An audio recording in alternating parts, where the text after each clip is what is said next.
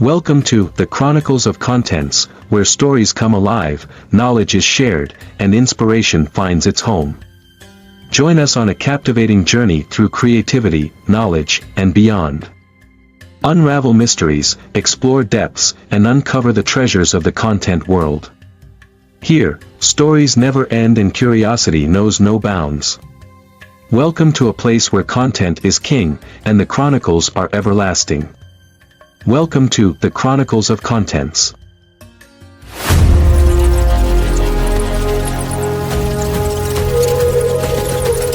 I need to see Chief Okeke, she said, her voice steady but her hands shaking. After a long, scrutinizing look, the gatekeeper finally led her into a room filled with lavish furniture and golden ornaments glinting in the candlelight. Moments later, Chief Okeke entered his dark, calculating eyes locking onto her with a mixture of curiosity and disdain. He was a man who knew he was powerful, and Adanna felt small in his presence. "What brings a girl like you here, at this hour?" he asked, his voice dripping with cold amusement. Adanna took a breath and forced herself to look him in the eye. "My brother, he's dying. He needs surgery, and I don't have the money. Please, Chief, I beg you, lend me the amount, and I swear I'll pay it back." Chief Okeke laughed softly, a sound that sent chills down her spine. "And what could an orphan like you possibly offer as collateral?" In the heart of Abia State, Nigeria, lies the bustling city of Umuahia, where life beats with relentless energy. Its markets overflow with vibrant colors and scents, spices and palm oil, wares, and crafts from artisans who shout over one another in eager attempts to catch the attention of passers-by. But behind the vibrant pulse of the city lies a harsh truth. Survival here is as unpredictable as the rainy season, and fortunes can shift with a single breath. Away from the city's noise, nestled in the green embrace of Abia's rolling hills, is the quiet village of Arochukwu. Here, time flows slowly, unburdened by the frantic pace of urban life. Narrow paths weave between mud brick homes, and children laugh as they chase after one another in fields rich with cassava and yam. The village holds an air of innocence and simplicity, yet to those born here, it also holds a weight, the persistent reminder of hardship, where families do what they can to stay afloat. Adanna, a young girl with fierce resolve, grew up in Arochukwu's close-knit community, sheltered yet haunted by loss. She learned early on that survival often comes at a cost, especially when the family is all you have. But when her little brother Chidi fell ill, the village's warmth could no longer shield her. She knew her only hope lay in the city's shadowed streets, where desperation meets ambition. With dreams wrapped in resolve, she embarked on a journey to Umuahia, ready to face whatever lay ahead. Little did she know, her path would test her innocence, forcing her to tread the fine line between survival and surrender. Adanna sat on the edge of the hospital bed, her fingers trembling as she held her younger brother Chidi's small, pale hand. His breaths were shallow, almost like whispers, each one a stark reminder that his life was slipping away. She glanced over her shoulder at the doctor, a tall, gray-haired man with weary eyes that held no hope. "Miss Adanna," he said, his tone firm yet softened by years of delivering bad news. "The surgery is urgent. If he doesn't get it soon, I'm afraid there's nothing more we can do." Her heart pounded as the weight of his words settled in. Surgery, it sounded like a solution, but one she couldn't afford. No family, no job that paid more than scraps, just her and Chidi, alone since their parents had died. She barely scraped together enough for food, let alone something as unimaginable as a surgery bill. "Isn't there any other way?" Her voice wavered, desperation flooding her every word. "Please, there must be something you can do." The doctor shook his head, his expression a mixture of sympathy and resignation. "Without payment, The hospital cannot operate. I'm sorry. Adanna felt an icy chill course through her veins as the doctor turned away. She couldn't just watch her only family slip away. She had to act, to find a way. Anyway, steeling herself, she made a vow right there in the hospital room. She would save Chidi. No matter what it took, no matter what it cost her. She would find the money, even if she had to beg, borrow, or fight her way through. For Chidi, she would cross every line. As Adanna walked through the dimly lit streets of her village, her mind raced, calculating how to come up with the money. She'd already visited neighbors and begged, even going to the community center to ask for donations, but her efforts had only gathered a handful of coins. Each rejection felt like another nail in Chidi's coffin. Her last hope was the wealthy merchant, Chief Okeke. People said he had a cold heart but deep pockets, and she needed both tonight. Adanna tightened her worn shawl around her shoulders as she reached his grand estate, the iron gates standing like silent guards against the night. She swallowed hard and approached the gatekeeper, a tall man who eyed her with suspicion.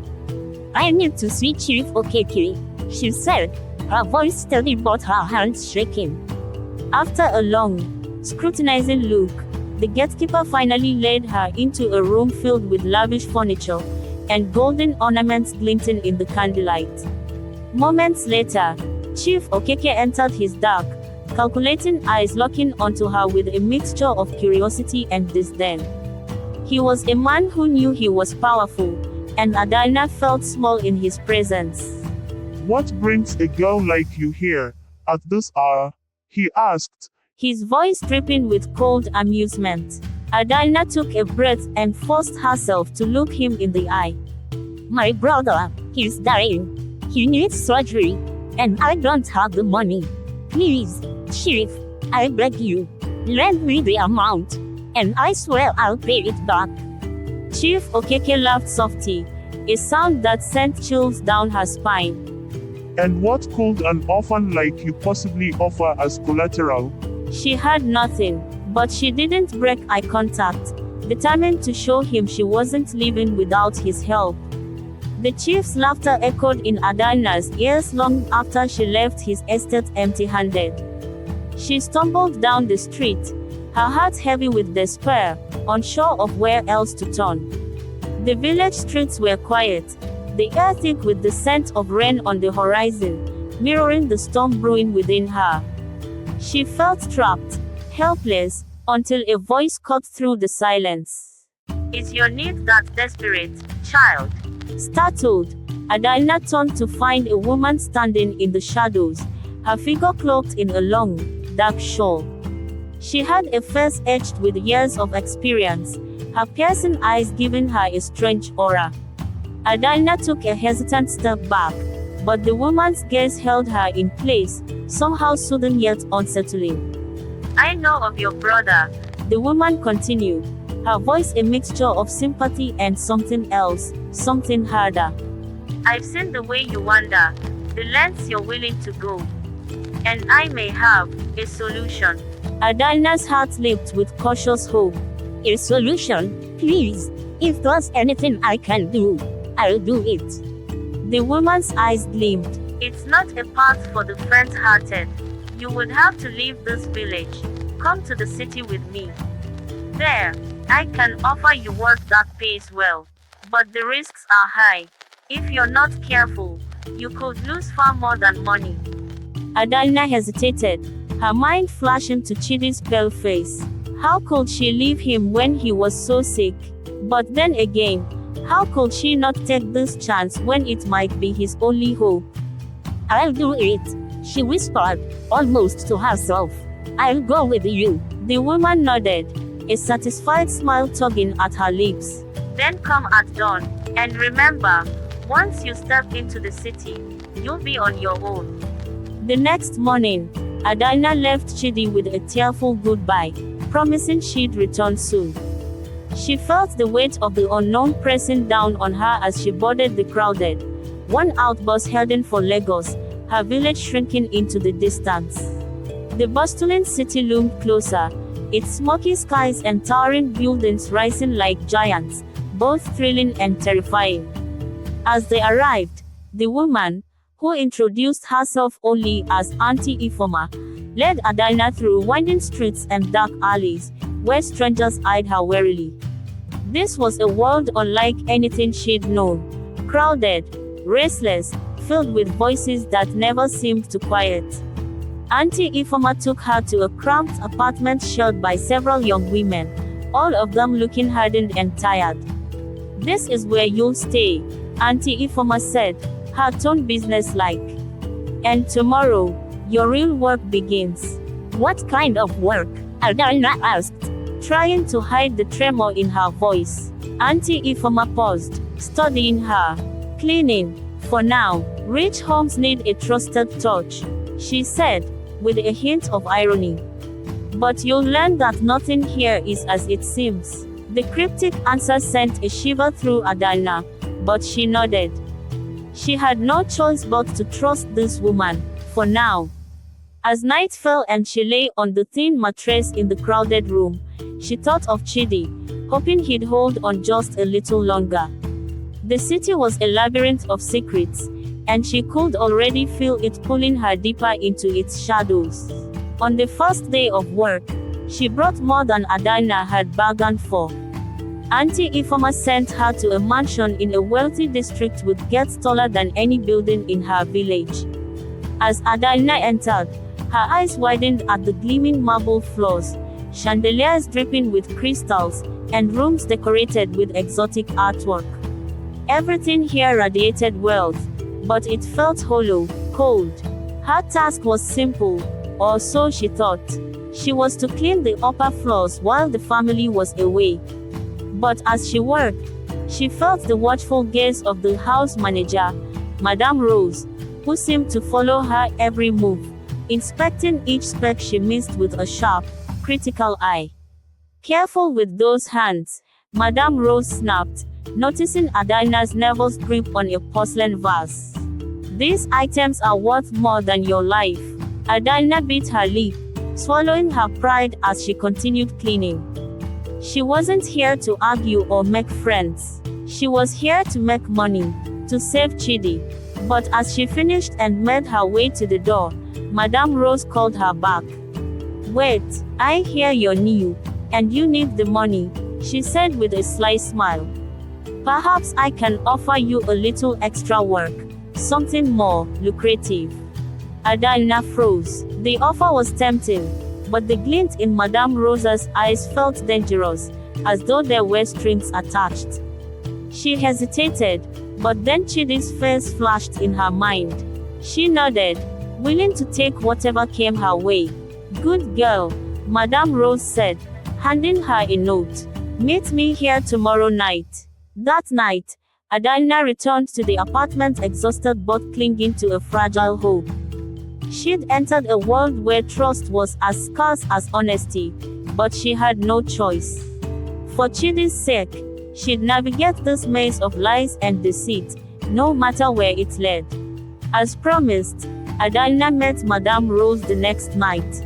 She was led through narrow corridors and shadowed rooms until they reached a hidden basement filled with cleaning supplies, files, and high-end jewelry that must have belonged to the mansion's owner. Madame Rose approached her, a sly grin stretched across her face. "You see these?" Madame Rose gestured to the jewelry. "These pieces are worth millions.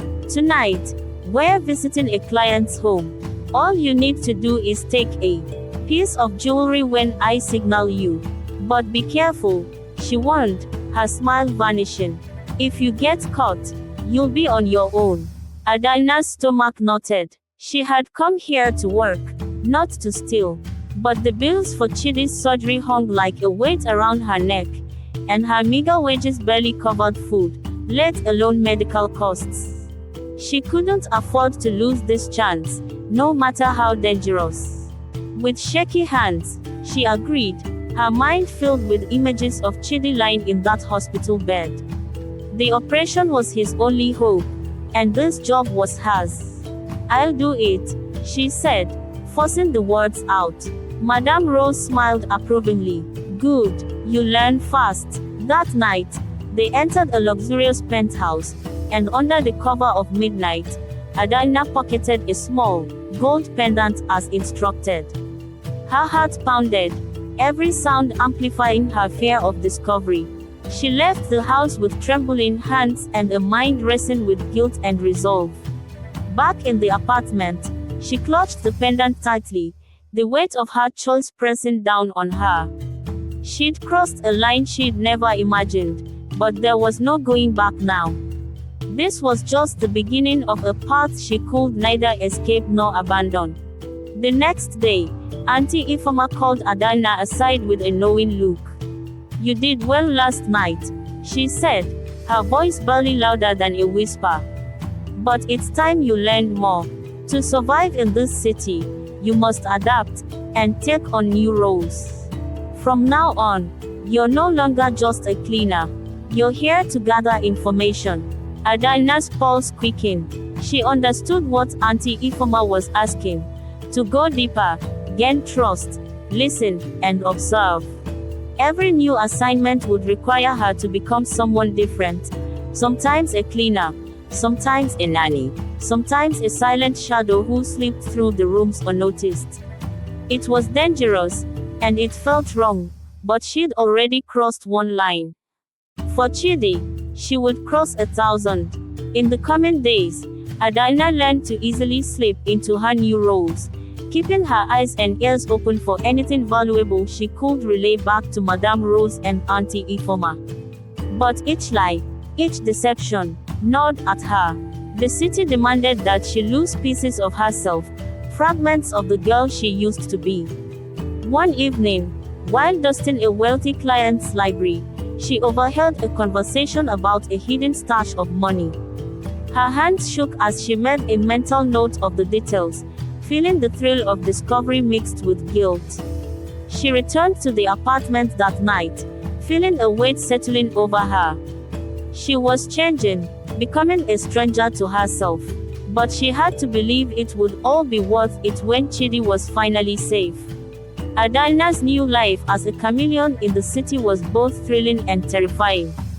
Every day was a gamble, a chance to get caught. Her job required her to lie and scheme, keeping secrets that weighed heavier than gold. One evening, as she prepared to leave for another assignment, a boy named Kola appeared at her door. He was young, sharp-eyed, with a smile that was both charming and disconcerting. "I hear you're the new star around here," he said, leaning against the doorframe, his gaze studying her with a hint of amusement. "Madame Rose likes you. That's rare. Makes me wonder what you've got up your sleeve." Adanna narrowed her eyes. "I just do what I'm told." Kola laughed, a low, mocking sound. "In this business, that can get you killed, you know. If you don't watch your back, someone else will take what you have. Maybe even me." The threat was veiled, but Adanna felt its edge. She'd seen Kola around, working odd jobs like hers, but she'd never really trusted him. Something was unsettling about him, a certain hunger in his eyes, an ambition that felt dangerous. She'd learned to rely on her instincts, and every one of them screamed that Kola was a threat. "You don't scare me, Kola," she replied, her voice steady. But inside, a flicker of fear sparked. Kola's grin widened. "We'll see. In this city, friends are just enemies you haven't betrayed yet." As he walked away, Adanna's mind raced. She realized she couldn't trust anyone. Not Madame Rose, not Kola, not even Auntie Ifeoma. She was truly alone in a world where everyone seemed to have an ulterior motive. But she wouldn't let her guard down. She had to stay one step ahead, for Chidi's sake and for her own survival. The city seemed colder that night as Adanna left for another job, a penthouse owned by a prominent businessman rumored to be involved in dark dealings. Madame Rose had given her precise instructions: take a specific necklace and nothing else. The job seemed simple, but as she entered the penthouse, A feeling of unease crept over her. Everything was eerily quiet, as if the entire place held its breath. She found the necklace easily, glinting on the dressing table, its diamonds catching the faint light. She reached out to take it, but just as her fingers closed around it, the door creaked open, and Kola stepped inside, his eyes gleaming. "Looking for this," he whispered, holding up a small pouch, the one where she'd stashed a hidden stash of cash for Chidi's bills. Adanna's heart stopped. She hadn't told anyone about the money she'd been slowly saving. How had he found out? "Give it back," she said, her voice barely a whisper. Kola laughed, slipping the pouch into his pocket. "And missed the chance to take something that matters to you. Think again, Adanna. You're not the only one struggling here. Consider this payback for Madame Rosa's favoritism." Adanna's hands clenched, rage and desperation flaring within her. She lunged at him, but he slipped out of her grasp, disappearing into the dark hallways. She tried to follow, but he vanished, leaving her with nothing but the hollow, stinging realization her savings were gone. She returned to the apartment empty-handed, her spirit crushed. Everything she had worked for, all those sacrifices, all those risks, it was gone in an instant. But as she sat in the silence of her room, something shifted within her. She would not be defeated. This was far from over. The days that followed were a blur of frustration and despair. With Kola's betrayal, Adanna felt the walls of the city closing in, trapping her in a maze with no way out. Her thoughts churned with plans for revenge and desperation over her dwindling time to save Chidi. She was so lost in thought that she almost missed the note slipped under her door one night, a faint scroll barely visible in the dim light. "Meet me at the old train station. Midnight." Adanna's heart skipped. The handwriting was unfamiliar, but she felt compelled to follow the note's instructions. She arrived at the station to find the mysterious woman who'd first brought her to the city, Auntie Ifoma. Auntie Ifoma's expression was softer tonight, almost motherly. "I heard about Kola. You're not the first to suffer in this place, child," she said, her voice low and steady. "But there's something you need to know." Adanna listened as Auntie Ifoma revealed a part of her own life, a story of betrayal, survival, and a promise made to help girls like Adanna escape the same traps she'd fallen into. She explained that the city had a dark, unspoken rule: the ones who survived were those who stayed 2 steps ahead. "There's one last way to get what you need," Auntie Ifoma said, her voice barely a whisper. "But it's dangerous, and it will require you to make a choice that could change everything." Adanna nodded, her resolve stronger than ever. She had nothing left to lose. For Chidi, she would face whatever danger lay ahead. Auntie Ifoma's plan would be her final chance to reclaim everything she'd lost and protect the one person who mattered most. With Auntie Ifoma's words ringing in her ears, Adanna prepared for her last mission. It was unlike anything she'd done before, a high-stakes job that could either make or break her. Auntie Ifoma had told her of a private safe in the mansion of a corrupt government official. If Adanna could retrieve the items inside, she'd have enough money to pay for Chidi's surgery and escape the city's vicious grip. But the risk was grave. Security was tight, and the official was ruthless.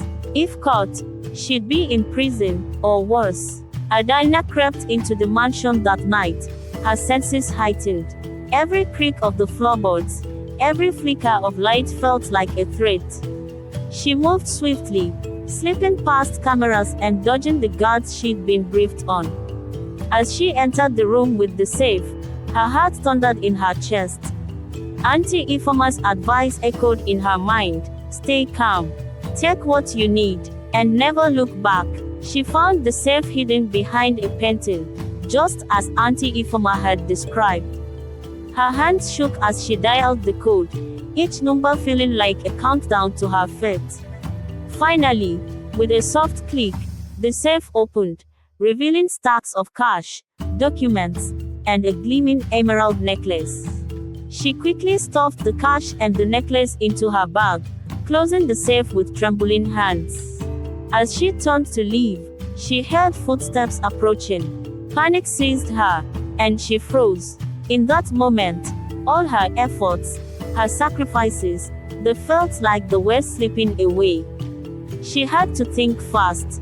With a surge of courage, she slipped into a nearby closet, holding her breath as a guard entered, his flashlight sweeping the room. The beam passed over the safe, lingering for a moment before the guard turned and left. Only when the footsteps faded did she allow herself to breathe again. She slipped out of the mansion, her bag heavy with the hope of Chidi's survival. But as she fled into the night, she knew this would be her last heist. Whatever happened next, she was done. Adanna returned to Auntie Ifeoma's place, clutching the bag as if it held her very life. She could already envision Chidi healthy, finally free from the relentless grip of illness, but her relief was short-lived. As she entered the dimly lit apartment, she was met not with warmth but with the cold, calculating gaze of Madame Rose, and beside her, Kola. "You thought you could pull this off without us knowing?" Madame Rose sneered, her voice dripping with mockery. Adanna's stomach dropped. It was a trap, a setup she hadn't seen coming. Auntie Ifeoma was just a pawn, a way to reel you in. Madame Rose continued, her smile twisted with cruel satisfaction. "The minute you set foot in that mansion, you sealed your fate." Adanna's fists clenched. She'd been betrayed at every turn, her trust manipulated, her desperation exploited. Kola stepped forward, his smug expression daring her to challenge him. "Told you I'd get the last word," he said with a smirk. But Adanna wasn't going down without a fight. She glared at them, defiant. "I'll give you the money. Just let me walk away with enough for my brother's surgery." Madame Rose laughed coldly. "I don't negotiate with thieves who think they're heroes. Hand it over, all of it." At that moment, Adanna felt a fire ignite within her. She'd fought too hard and sacrificed too much. She looked at Kola, then at Madame Rose, determination flaring in her eyes. They had underestimated her, but she wouldn't let them win this time. With a sudden, impulsive burst of courage, Adanna threw the bag at Kola, who reached to catch it.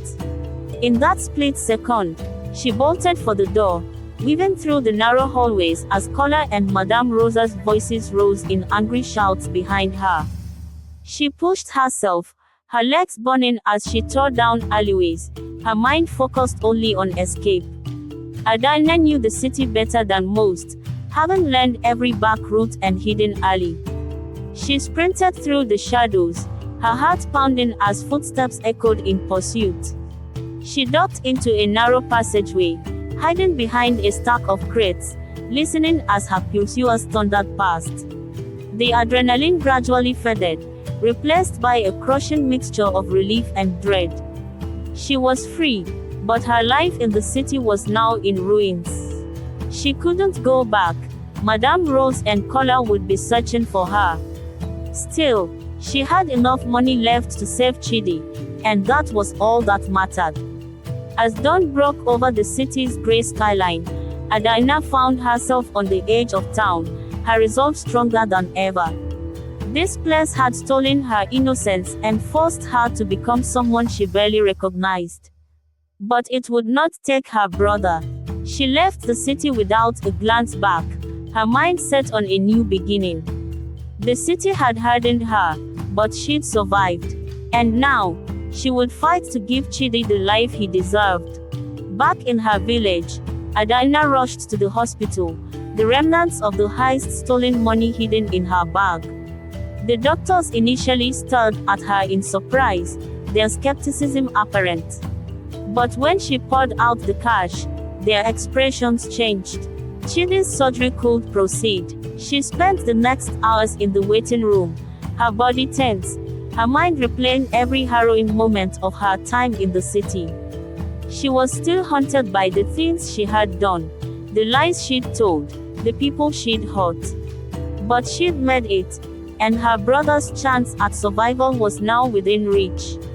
After what felt like an eternity, a nurse appeared, her face softened with a gentle smile. "Your brother is stable." The surgery was a success. A surge of relief and gratitude overwhelmed Adanna, and tears filled her eyes. She had done it. Every sacrifice, every risk, it had all been worth it. She held onto the nurse's words like a lifeline, finally allowing herself a moment to breathe. With Chidi's health restored, Adanna was ready to rebuild. She found simple work in the village, earning an honest income while keeping her past hidden. People whispered and wondered how she'd managed to save Chidi, but she never spoke of the city or the things she'd done. Days turned to weeks, and slowly, life began to feel normal again. Chidi grew stronger each day, his laughter filling their small home with warmth and hope. She'd given up so much, but seeing him smile made every sacrifice worthwhile. One evening, as the sun set over the village, Chidi looked up at her with wide, curious eyes. "Will you ever tell me what happened, sister? How did you save me?" Adanna smiled softly, placing a gentle hand on his shoulder. "One day, maybe, but for now, let's just be thankful." As they watched the sun dip below the horizon, Adanna felt a quiet peace settle within her. The city's shadows no longer haunted her. She had survived, and she'd found her way back to the light. The scars of her journey were still there, but they had made her stronger, and for the first time, she felt free. She had given everything to protect the only family she had left. Now, finally, she could start over, building a future for herself and Chidi, a life that belonged solely to them, away from the darkness of the. As the orange sun dipped below the rolling hills of Arochukwu, Adanna watched her little brother, Chidi, now healthy and laughing in the village fields, his joy as boundless as the land around them. The journey had cost her everything, her innocence, her sense of self, and nearly her soul. But as she felt the cool evening breeze on her face, she knew it was worth every sacrifice. She had won her brother's life back from the grip of fate and reclaimed a future for them both. The shadows of Umuahia's city streets and the secrets they held were now memories, once she carried like scars, reminders of a world she had survived. Yet here, in Arochukwu, with the village surrounding her in warmth and familiarity, Adanna felt a kind of peace she had nearly forgotten. For now, her battles were over, but not all journeys end with peace. For every past left behind, there are echoes of choices made, actions that ripple through lives and beyond generations. Soon, Adanna would face the sins of her father and the weight of desires that would test her resolve once again. Stay tuned for the next interesting story, Sins of the Fathers, Desires of the Heart. Some secrets refuse to stay buried, and some desires are destined to collide. Watch out for a story where the heart's deepest yearnings meet the cost of untold truths. As the sun sets on Adanna's journey, we hope you've felt every twist, turn, and triumph along with her. If you enjoyed this story, don't forget to hit the like button and share it with friends who love a tale of resilience and heart. We'd love to hear your thoughts on Adanna's journey. Drop a comment below and let us know what you think she should do next. And if you don't want to miss her next chapter, Sins of the Fathers, Desires of the Heart, be sure to subscribe to our channel and turn on the notification bell so you're the first to catch our next story. Thank you for watching and stay tuned for more